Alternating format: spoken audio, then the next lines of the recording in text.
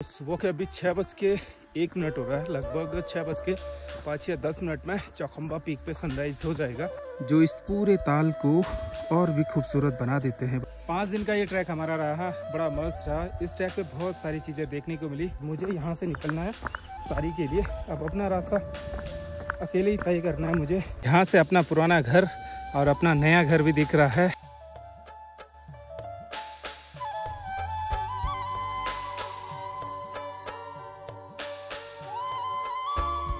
तो सुबह के अभी 6:01 हो रहा है, लगभग 6:05 या 10 मिनट में चौखंबा पीक पे सनराइज हो जाएगा।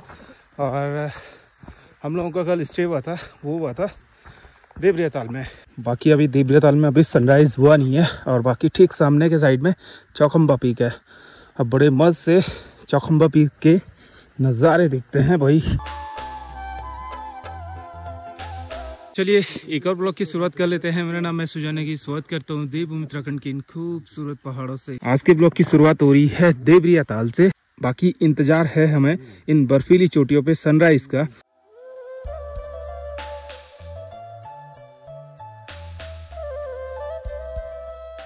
अब फिलहाल मैं आया था यहाँ पे रिफ्लेक्शन पॉइंट के लिए। बाकी यहाँ पे रिफ्लेक्शन पॉइंट बना हुआ है, पर आजकल पानी का फ्लो ज़्यादा ही हो गया, तो इसलिए यहाँ तक पूरा पानी आ गया है।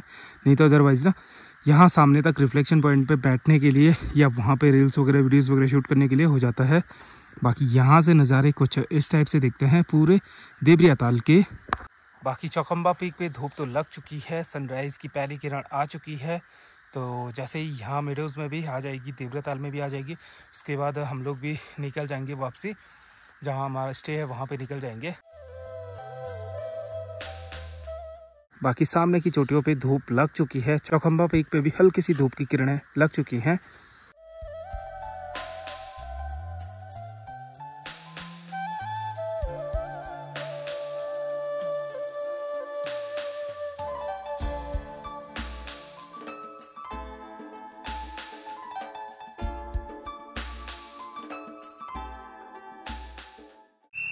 देवरिया ताल मेरे घर के पास में है और बहुत ज़्यादा टाइम यहाँ पे आता रहता हूँ। और विंटर टाइम में देवरिया ताल में जो स्नो गिरती है ना, जो मज़ा रहता है, जो रिफ्लेक्शन रहता है देवरिया ताल में, वो बड़ा गजब का रहता है। बाकी ताल के चारों ओर कुछ इस टाइप के नज़ारे देखने को मिलते हैं। खूब सारा सिंगाड़ा जमा हुआ है पूरे ताल में, और ठीक सामने बर्फीली चोटियाँ बड़ा गजब का माहौल बना रही है। फॉरेस्ट के जो चेक पोस्ट है वो यहाँ पे है, और यहाँ पे कुछ परमिशन वगैरह लिखी हुई है, कुछ शुल्क वगैरह लिखे हुए हैं, तो उसको भी बताएंगे आपको।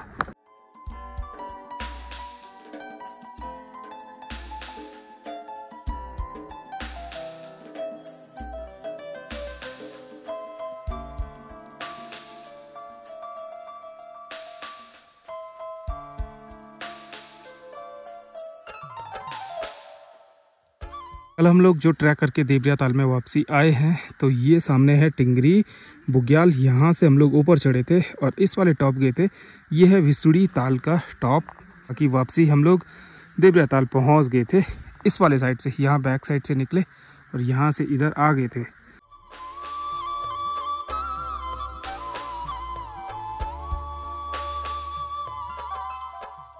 ताल के आसपास जो ट्री लाइन है, विंटर के टाइम पे बड़ा मस्त सा माहौल रहता है यहाँ पे भी।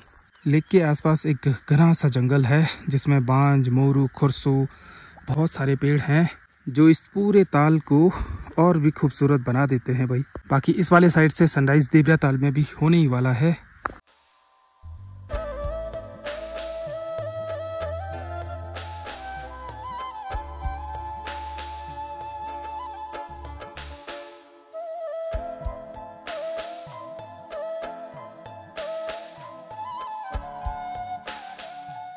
बाकी हमारे साथ के दोस्त लोग ना सामने पहुंच गए हैं और इस लेक के ना एक चक्कर लगा रहे हैं। बाकी जन्माष्टमी के टाइम पे यहाँ ताल के आसपास खूब सारी भीड़ रहती है। आसपास के गांव से सभी लोग यहाँ इस भव्य मेले में शामिल हो जाते हैं। बाकी ऊपर सनराइज धूप की किरणें आ चुकी हैं, बस बारी है अब यहाँ लेक के पास में सनराइज होने का।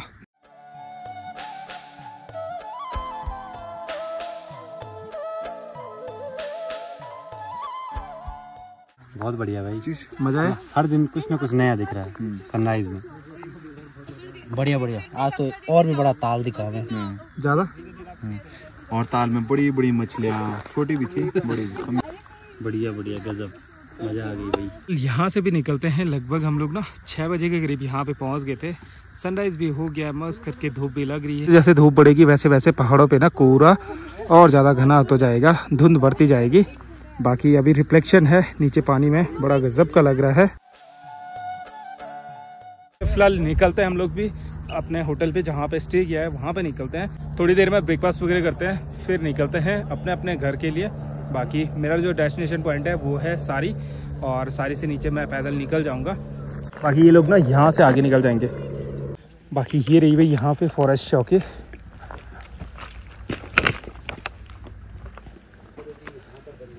बाकी यहाँ पे पूरी एंट्री वगैरह लिखी हुई है, क्या क्या चार्जेस वगैरह यहाँ पे पड़ते हैं। तो कैमरे, डिजिटल कैमरे का भी 500 रुपये पे करना होता है। बहुत सारी चीज़ें यहाँ पे लिखी हुई हैं, तो उन चीज़ों को फॉलो करना ही होगा। और ड्रोन हो गया, आग जलाना हो गया, या कैंपिंग वगैरह करना, ये सारी चीज़ों पे 10,000 रुपये का फ़ाइन है। तो भाई संभल गया। बिल्कुल बिल्कुल भाई साहब, संभलेंगे हम।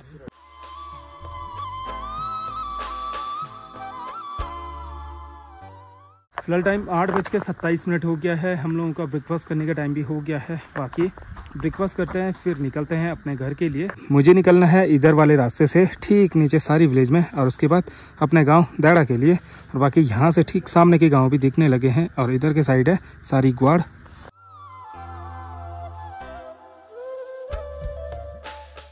ब्रेकफास्ट में मैगी है, पराठे हैं और चाय वगैरह है। फटाफट से ब्रेकफास्ट करते हैं। टाइम 9:10 हो रहा है और ब्रेकफास्ट भी हो गया है। बाकी अब मेरी यहाँ से घर निकलने की तैयारी हो गई है।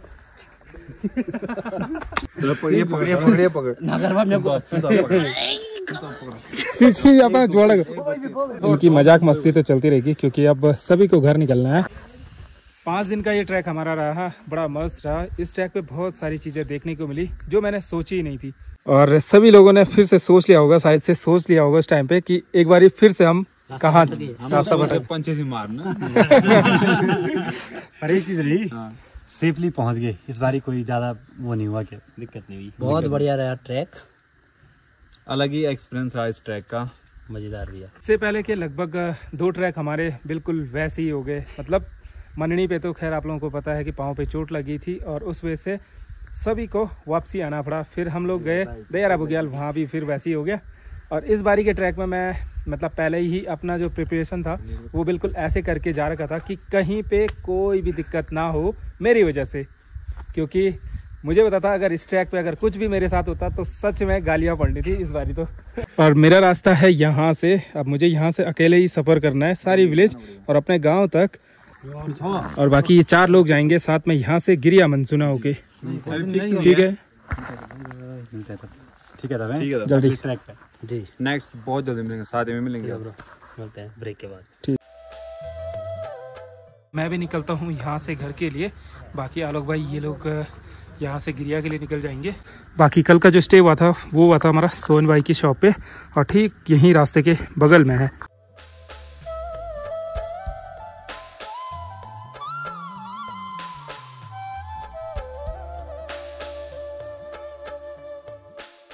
ये लोग तो निकल चुके हैं देवरिया ताल से होके, गिरिया मनसूना पहुंचना है, और मुझे यहाँ से निकलना है सारी के लिए। अब अपना रास्ता अकेले ही तय करना है मुझे सारी से अपने घर तक।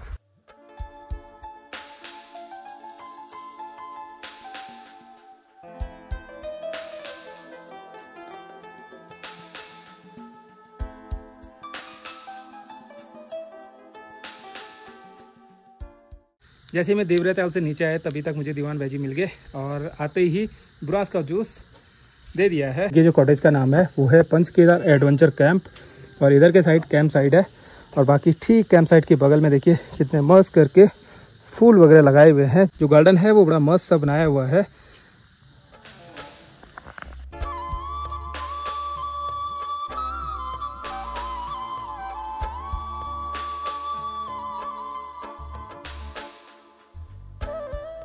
देवरिया ताल के इस रूट पे खूब सारे कैंप साइट वगैरह बने हुए हैं।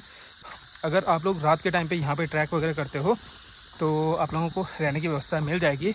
रात के टाइम पे ट्रैक करने में एक चीज़ का प्रॉब्लम है, ये पूरा जो रास्ता है ये घने जंगल से होते हुए ऊपर देवरा ताल तक पहुंचता है।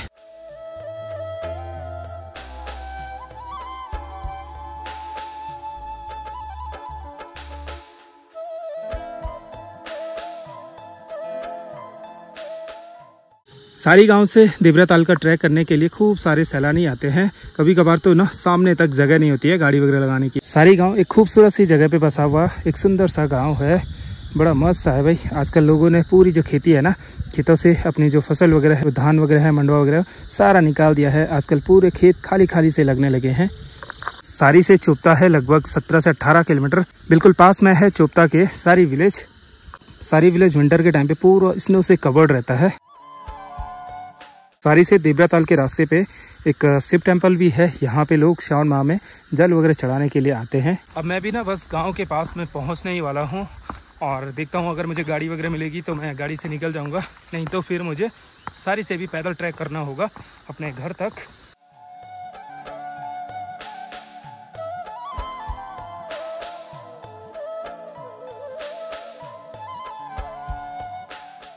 और ये देखो भाई, ये भी साथ में ना भाभी जी के साथ में चरने के लिए गया था। और जैसे ही भाभी जी ने आवाज़ लगाई ये भी वापसी आ गया।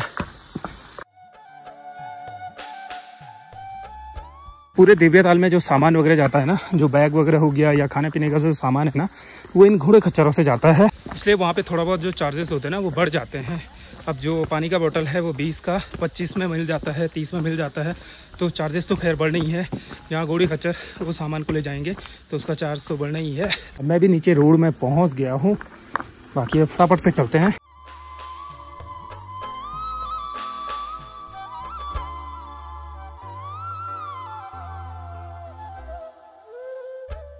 बाकी जैसे ही मैं सारी में पहुंचा तो हिमालयन व्यू करके एक होटल है। बाकी चारों तरफ से वॉल पे कुछ इस टाइप से डिजाइन वगैरह लगाया हुआ है। बाकी रूम कुछ इस टाइप से है और बाकी डाइनिंग एरिया ये रहा भाई। यहाँ पे लगभग 20 से 25 लोग ना आराम से खाना पीना खा सकते हैं। ठीक यहीं पास में बालकनी में भी कुछ इस टाइप से इन्होंने डेकोरेशन करा हुआ है। यहाँ पे भी अच्छे से वैसे ही नज़ारों का आनंद ले सकते हैं, गाँव का व्यू देख सकते हैं और वैसे ही अपना जो लंच वगैरह है, डिनर वगैरह है, ब्रेकफास्ट वगैरह है, वो मस्त से यहाँ पे कर सकते हैं।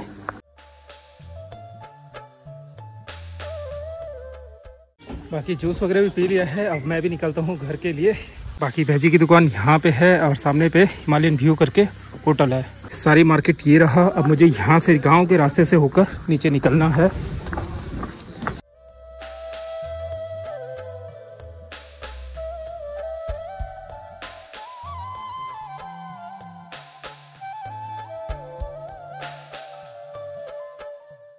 अभी मैं भी सारी गांव से काफ़ी नीचे आ गया हूं। अब मुझे यहां से मुश्किल से 1 किलोमीटर नीचे जाना है अपने घर तक। ऊपर टॉप से अकेले ही ट्रैक करते हुए सारी गांव में आया और अब नीचे गांव से काफ़ी नीचे पहुंच गया हूं। बाकी सामने से इधर पूरा एरिया सारी गांव का है और यहीं गांव के ठीक पास में जूनियर स्कूल है और यहीं पे सब जूनियर है।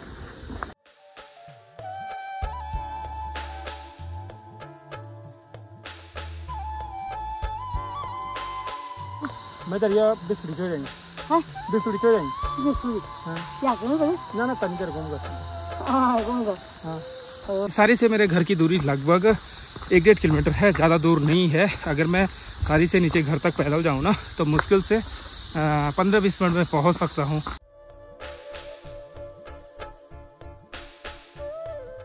मैं भी ऊपर धार में पहुँच गया हूँ। यहाँ से अपना पुराना घर और अपना नया घर भी दिख रहा है। बड़ा मस्त सा माहौल है और अब लगा लो मुझे यहाँ से नीचे जाना है और वो नीचे पे अपना घर है ये वाला, तो यहाँ पे पहुँचना है मुझे।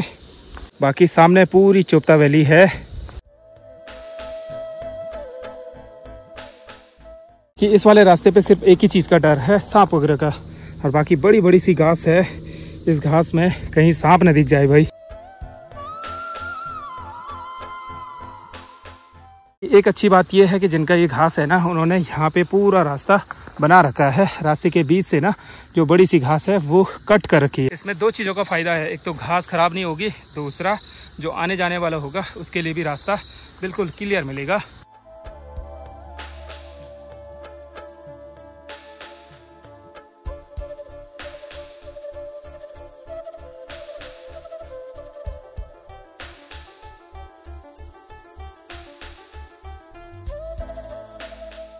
कि फाइनली 6 दिन के बाद मैं भी घर पे पहुंच गया हूं।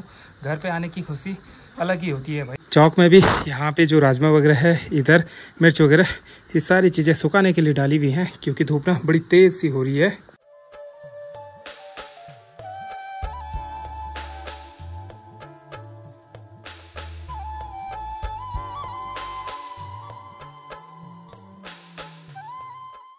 दिन का भी 2 बज चुका है। बाकी मैं भी नहा धो के बिल्कुल रेडी हो गया हूँ। फिलहाल अब लंच करते हैं। तो फाइनली 6 दिन के बाद घर का खाना खाने के लिए मिल रहा है। बाकी आज हरा साग है, चावल है और ककड़ी है और साथ में पिसा हुआ नमक है। तो भाई फाइनली छोटू भी घर पे आ गया है। कैसा है छोटू? अच्छा। और ये गाड़ी कहाँ से लाया? किसने दी? भैया ने। क्या बोला? तू घर जा। जब मैं बड़ा हो गया हाँ। तो तब मैंने भी ट्रैक करना। तब तूने भी ट्रैक करना हाँ। तो फिलहाल अभी शाम के लगभग 5 साढ़े 5 हो गया है। बाहर का मौसम कुछ इस टाइप से बना हुआ है।